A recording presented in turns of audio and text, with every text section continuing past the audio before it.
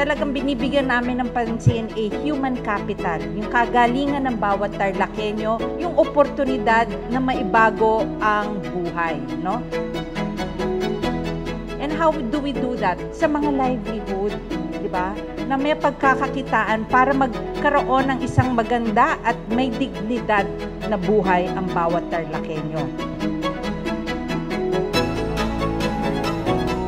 Kailangan yung makita ang negosyo ay parang isang bata rin yan, no?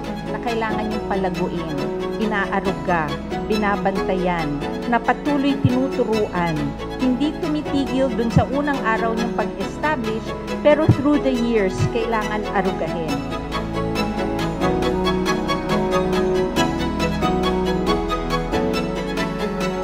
Kailangan ko tulong nyo, diba? So, tulong-tulong tayo para bumalik ang sigla at magandang ekonomiya ng ating probinsya. Magandang hapon po and congratulations sa inyong lahat.